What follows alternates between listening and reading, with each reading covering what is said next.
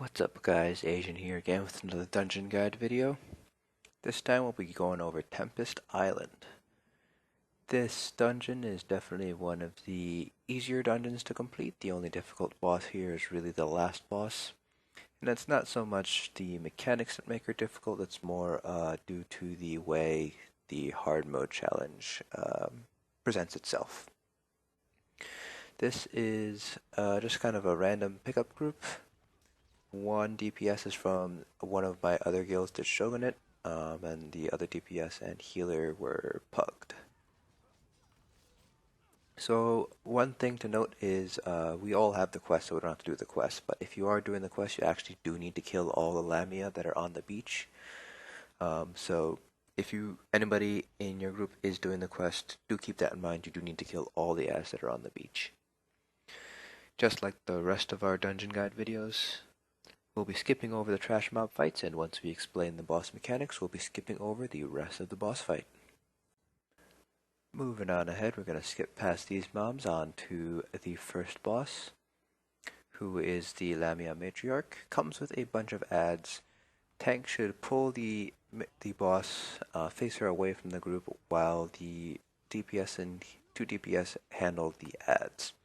If your tank is a Dragonite, I would highly recommend using chains to pull some of those faraway ads closer to the boss so you can AoE them down.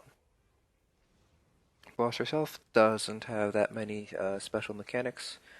She has a scream attack that will stagger you right there.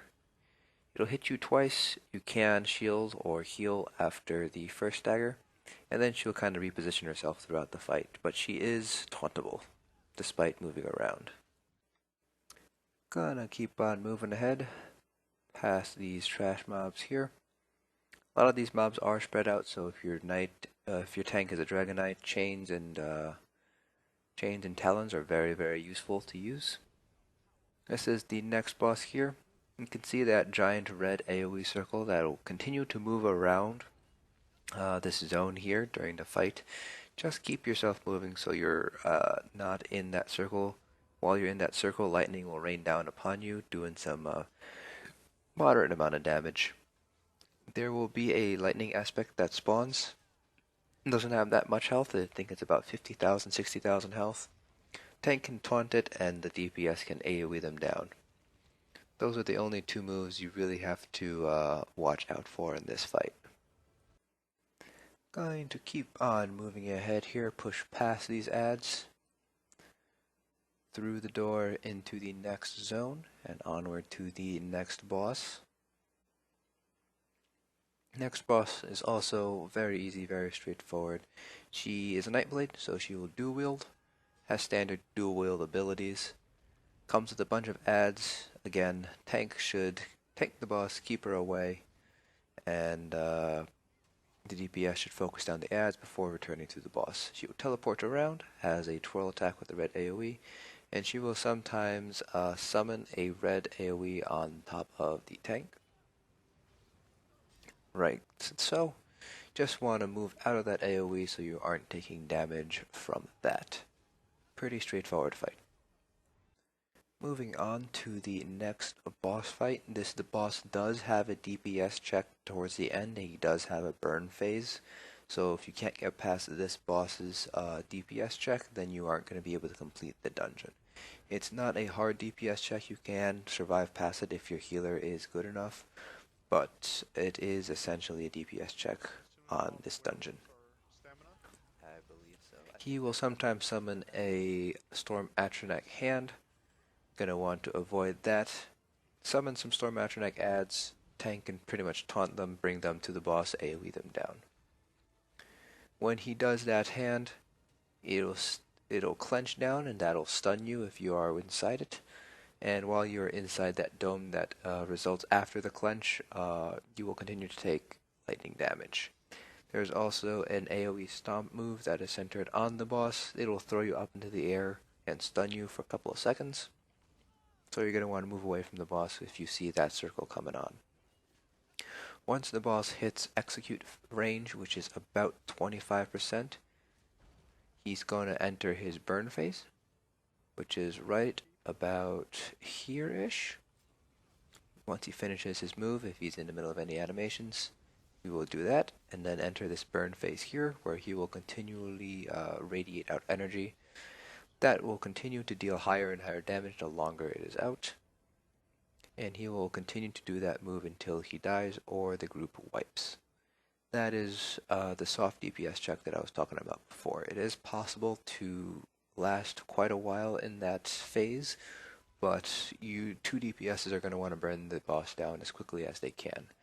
He only does it during execute phase, so you should be able to just use your execute skills to burn the boss down. And this is the next boss here. Comes with a bunch of adds. Again, the tank is a Dragonite. Chains is very helpful to bring those adds towards the boss so your DPS can AoE them down. He has one move there, what you saw right there. Kind of traps the tank in a bubble. Tank can use Break Free to get himself out of that bubble and that stun. Other than that, he just has your standard two-hander heavy attack that you gotta block. It's a pretty straightforward fight, not much to be worried about. Continuing to move ahead with the dungeon. Gonna go ahead and step outside, face off against the last couple of trash mobs here, and work your way up to the final boss. One thing to be careful of is the boss does have a very wide detection radius. Just to the top of the stairs is where the boss will start to pull. So just be mindful of that. Don't step above the stairs until you're ready to fight. There's a very large AoE move centered on herself, the one that you just saw there. It is a one-shot to everybody, including the tank. If the tank doesn't have high enough health. I've been able to survive it with about 6,000 health left on this build, which is kind of my trial set build, so it's tankier than normal. So DPS and healer are definitely going to want to keep your distance from the boss. However, you don't want to stray too far away from the boss for the following reason. The boss will kind of dash towards any player who is outside of a certain range right there and do a lot of damage. Pretty much a one-shot for DPS and healer unless you have fairly high resistances or have a shield up. The distance that you need to close in is about the size of that AoE circle. If anybody is outside of that range, she will dash towards him and hit him. If you're within that range, she will not dash towards you and hit you. So that's about the range that you need to stay within the red AoE circle. Isn't very helpful. Those dusk storms that you see around that I just got hit by, those are what's going to make this fight particularly difficult. They do stagger you, as you can see there, and it's impossible to dodge roll through them. They will stagger you in the middle of a dodge roll. They will stagger you when you're rezzing. There's no way to avoid that stagger move. It pretty much is a guaranteed stagger, which makes it all that more challenging to kind of finish this fight. Particularly with the AoE move, because even if, like I said, even if you try to dodge roll it, you will get staggered by those storms. So the easy way, the quote-unquote cheese way to do it, is to just bring her and fight her at the top of those stairs that you first spawn at. I might be interested in tanking it. Basically, the top stair there, right by that red mushroom. You're going to fight her there. When she does her red AoE move that's centered on herself, everybody runs out, but just outside of the range so you don't, dash to the other side of the room. And once that red AoE move is done, everybody needs to rush back in and go within melee range of the boss.